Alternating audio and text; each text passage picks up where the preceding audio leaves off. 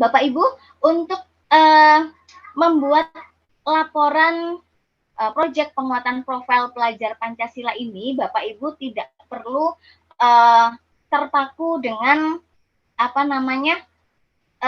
pedoman-pedoman khusus gitu ya, karena di kurikulum Merdeka ini Pak Menteri sudah membebaskan, memerdekakan. Bapak Ibu mau menggunakan model apapun silahkan, itu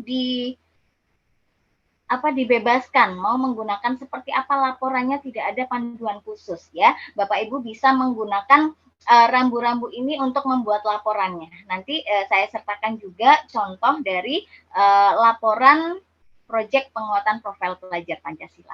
Di dalam dokumen laporan proyek P5 ini, Bapak Ibu bisa memasukkan hal-hal yang bisa dimasukkan di dalam laporan ya, supaya laporan ini nantinya bisa menjadi lebih komprehensif dan bersifat informatif, bisa diadopsi oleh orang lain, bisa di ATM oleh orang lain ya.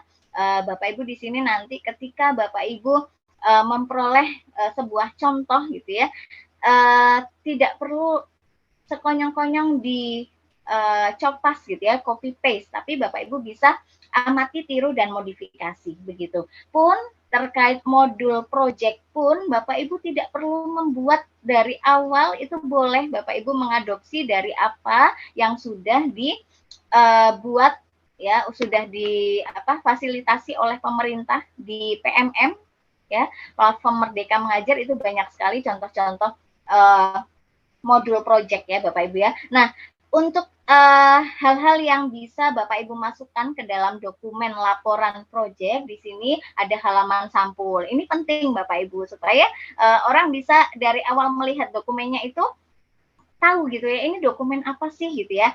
Ini merupakan dokumen sampul.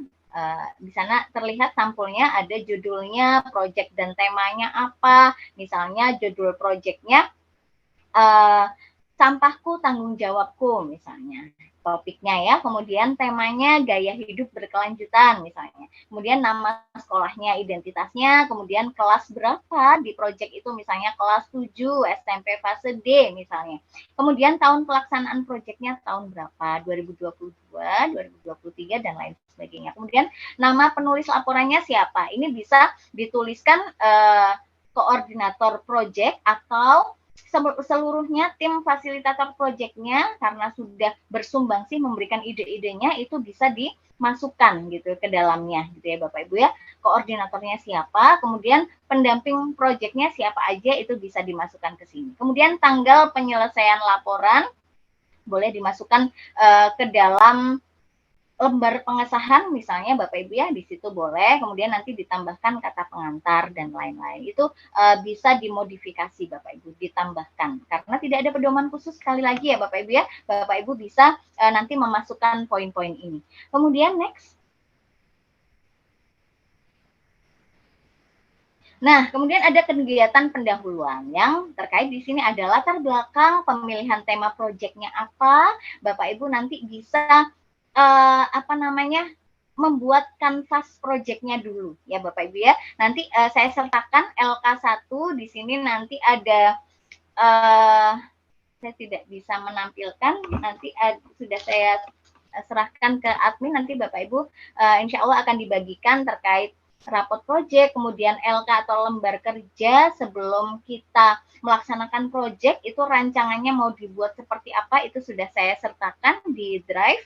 Latar belakangnya ini bisa diambil dari menganalisa ya Bapak Ibu ya, menganalisa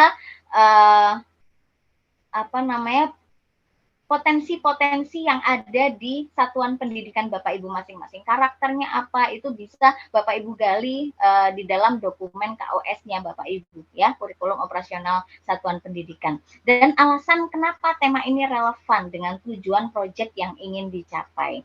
Kemudian rangkuman eksekutif yang berisi ringkasan singkat terkait tujuan, metode, dan hasil proyeknya. Next. Kemudian lanjut kepada pengenalan masalahnya. Di sana Tuliskan penjelasan yang lebih mendalam tentang permasalahan atau tantangan yang diatasi melalui proyek ini apa saja, ya, begitu. Kemudian tujuan proyeknya di sini dijelaskan secara rinci mengenai apa sih yang ingin dicapai melalui proyek yang sedang berjalan di tema ini, topik ini, itu silakan dituliskan dengan rinci. Tujuannya apa gitu ya.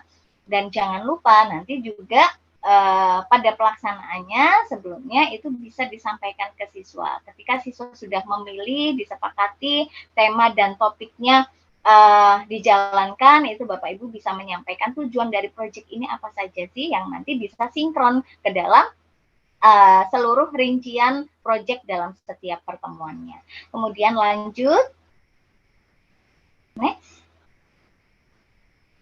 Kemudian metodologinya juga bisa disampaikan di dalam laporan proyek ini terkait langkah-langkah atau pendekatan yang diambil dalam pelaksanaan proyek, deskripsi tentang kegiatan yang dilakukan seperti seminar, lokakarya, aksi anak bersih-bersih, kemudian kampanye terkait anti bullying misalnya gitu ya, terkait pengelolaan sampah dan lain-lain itu bisa disampaikan metodologinya seperti apa, langkah-langkah atau prosedurnya. Kemudian lanjut, next. Kemudian hasil dan dampak ini yang paling penting Bapak Ibu di dalam laporan ya Bapak Ibu ya. Kalau yang namanya proposal itu hasil dan dampak kan masih dalam apa namanya ranah deskripsi atau konsep ya Bapak Ibu ya. Nah, kalau sudah di laporan hasil dan dampak ini diberikan gambaran mengenai hasil konkret yang telah dicapai di dalam proyek tersebut, apa saja sesuai dengan pengamatan saat proyek itu berjalan ya di dalam setiap pertemuannya. Kan ada jurnal ya Bapak Ibu ya. Di sana ada rubriknya juga, itu sudah saya sertakan juga di drive-nya, nanti Bapak Ibu bisa melihat terkait dampak positif yang dihasilkan, kemudian baik pada tingkat individu, kelompok maupun lingkungan itu apa saja, silakan nanti dijabarkan di dalam bagian poin hasil dan dampak. Kemudian lanjut, next. Kemudian evaluasi. Ya, ini juga penting Bapak Ibu. Di dalam poin evaluasi ini Bapak Ibu bisa merefleksikan terkait apa-apa yang berhasil dan apa-apa yang perlu ditingkatkan di dalam proyek. Kemudian feedback ya, umpan balik dari peserta itu juga sangat penting. Kemudian dari guru pembimbing dan pihak-pihak yang terlibat yang sudah kita ajak kolaborasi di dalam kegiatan proyek itu juga penting untuk dimasukkan, karena tanpa umpan balik, refleksi begitu, refleksi dan umpan balik ini Bapak Ibu tidak akan bisa merancang pembelajaran di dalam kegiatan P5 ini dengan peningkatan yang signifikan gitu ya Bapak Ibu ya. Jadi refleksi dan umpan balik ini sangat penting. Bapak Ibu bisa menggunakan model apapun ya, 4F ya, boleh ya, model 4F. Pelajaran apa yang didapat misalnya, kemudian apa saja yang dipelajari dari kegiatan P5 itu, kemudian apa yang perlu ditingkatkan, apa yang menjadi tantangan ya. Bapak Ibu bisa melakukan membuat format refleksi bebas ya. Yang penting info-info terkait refleksi dan umpan balik bisa Bapak Ibu jadikan sebagai pedoman ya, panduan untuk merancang kegiatan berikutnya. Kemudian lanjut ke poin berikutnya, yaitu keterlibatan pihak-pihak terkait. Itu siapa saja nama-nama guru pendamping proyeknya di sana, di tema ini apa, kemudian di tema yang kedua siapa saja gitu ya. Peserta proyeknya juga kelas berapa yang didampingi, kemudian orang tua yang terlibat dalam pelaksanaan proyek, bahkan dinas-dinas terkait, kemudian seperti puskesmas misalnya, atau DLH dan lain sebagainya yang berhubungan dengan tema proyek itu bisa dimunculkan di poin keterlibatan pihak-pihak terkait. Kemudian ada kreativitas dan inovasi. Di sini Bapak Ibu bisa mendeskripsikan mengenai ide-ide kreatif dan inovatif yang diterapkan selama proyek itu berlangsung. Kemudian lanjut, next. Bapak Ibu di dalam kegiatan proyek ini bisa menjabarkan tadi ya dampak terhadap profil pelajar Pancasila. Bapak Ibu bisa menjelaskan di sini tentang bagaimana proyek ini mendukung penguatan profil pelajar Pancasila. Bahwa dimensi-dimensi yang kita tumbuhkan itu di dalam setiap aktivitasnya itu bisa dijabarkan di sini dampaknya apa gitu. Kita melakukan aktivitas aksi bersih-bersih tadi itu dampaknya apa untuk siswa gitu ya. Menumbuhkan dimensi yang mana, menguatkan dimensi yang mana, apakah kemandiriannya dalam membersihkan lingkungan sekitar, gitu ya, gotong royongnya atau bernalar kritisnya dan lain-lain, gitu ya, itu dampaknya seperti apa. Kemudian kesimpulan dari hasil proyek dan apa yang dapat diambil sebagai pembelajaran dari kegiatan P5 ini.